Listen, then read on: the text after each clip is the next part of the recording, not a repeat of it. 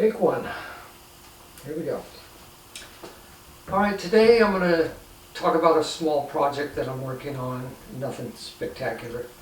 But before I get started, I just wanted to mention I've been watching some videos online about people and how they attach their strip lights. They'll peel off the double back tape, the covering for the double back tape, and they'll run it up a porous wall or something, you know, like drywall that's textured, and expect it to stick. I mean, come on. The best thing you can do really is put your strip lights inside of a rail, an aluminum rail. There's all kinds of different types of rails, but you know, sometimes it's a little bit spendy. The rails are not cheap. Here's an example of a rail. The strip light would go inside, and it's got a little cover that goes over it like this. You know, this is a real cheap one, but you know, do a little bit of extra effort before you try to mount your lights on a porous surface. Now, you can mount your lights like on wood and stuff like this countertop here. You can't actually see it, but let's just say you have some wood and you want to mount something underneath. You can mount your strips underneath a wood surface like a countertop that has plywood backing or whatever, and you can just simply peel the tape off, you know, kind of prep the wood a little bit. Not much you can do because it's porous. Put your tape up there, but they have little clamps that you can put on to hold the tape in place. It kind of helps. A lot of the modern countertops, you don't really have that option to put the clamps in because they're, you know, granite or quartz or whatever, and you can't drill into that, not easily anyways. But what you would do there is you would prep the surface with alcohol, get it real clean, and then apply your strip. And you could even clamp it with some cheap clamps like these. You can get these at Home Depot or Lowe's, whatever, and they come in bags, and you can get tons of them. And when you put your strip light in, you just clamp them in place however you want, and so it gives it a firm grip. And make sure you push down on it really good. Personally, myself, I did a barbecue for a neighbor, and I did it about 4 years ago. And it's outdoors, and the temperature here gets pretty hot. It gets to be, you know, up in the triple digits, and it goes below freezing. So there's going to be expansion and contraction, and that double back tape on the strip lights is just really not going to hold that well. So what I did is I took some Gorilla Glue, and I prepped the surface with alcohol first, let it dry, put the Gorilla Glue on the surface and on the back of the strip after I removed the double back tape from the strip. Then I clamped it in place about every 6 inches with these clamps all the way around his barbecue countertop. I can't remember if it was granite or what, but it was you know, a non-porous surface, so it was a good surface to glue to. It's been there for 4 years, none of it's coming off. Believe me, it's just not coming off.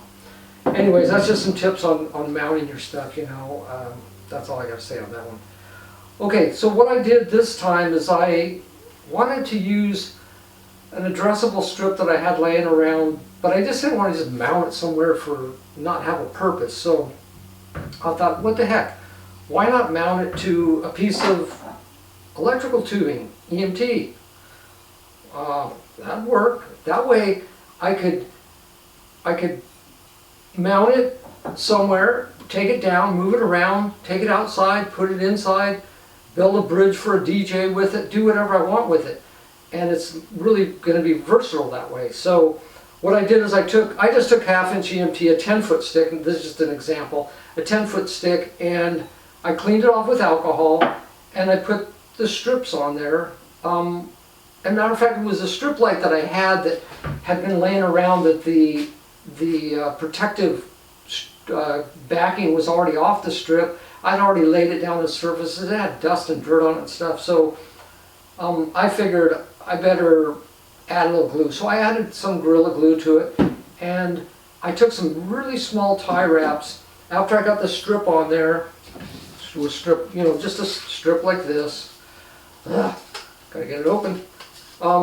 Anyways, yeah, just kind of like this. And what I did is I mounted it to the EMT, and being that the area that I mounted is on the back wall in my garage here, that's where my studio is, I guess you could say.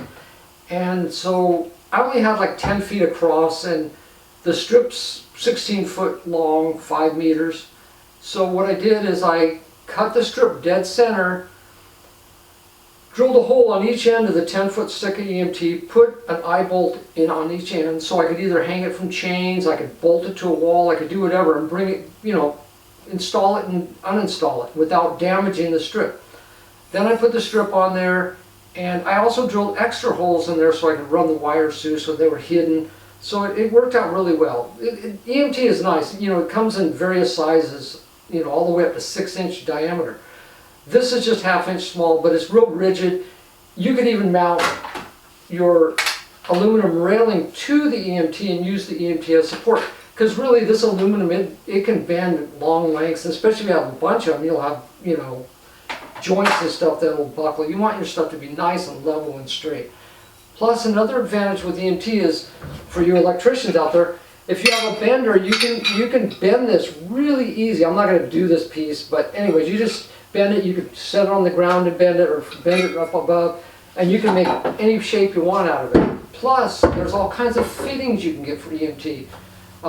Just electrical fittings alone, there's conduit bodies, connectors, couplings, all kinds of stuff. So you can configure and make yourself you know, like a bridge or a rack or whatever, and have all your strip light in on that. And EMT is super cheap. So, like I say, I didn't use any railing with mine, or any I don't know why I lose track of what you call this, but the aluminum track, I didn't use that on my EMT. I just glued the strip lighting. It's waterproof strip lighting, so I really didn't care. And tie wrapped it with really small tie wraps. I didn't cover the diodes or anything. I just went where the lands are, the solder joints, and did it there, you know. So it's on there good, and it worked out really well. So I guess my reason for doing that was so that I could take it down later. I'm going to take my 10-foot lengths of EMT, and I'm going to couple them together, and I'm going to string them under my eaves for Christmas. So I'll have, you know, my chases and different things hanging suspended. I can suspend them on chain, do whatever. And if I want to bring them inside at the end of the year, and they store real easy, not a big deal. This video, I'm going to include links to the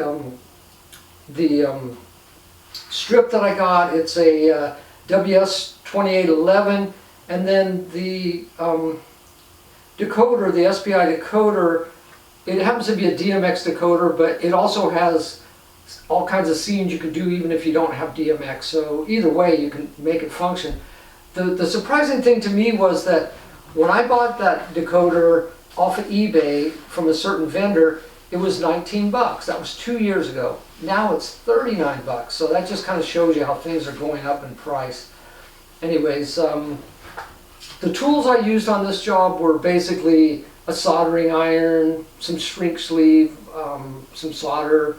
I used a drill motor and a couple drill bits. I used a hammer and a punch because it's kind of hard to drill into a rounded surface, especially such a small rounded surface, because your drill wants to walk on you. So just take a punch and a hammer and make a little indent on the pipe. Then you can drill real easily. Other than that, I didn't use any other tools.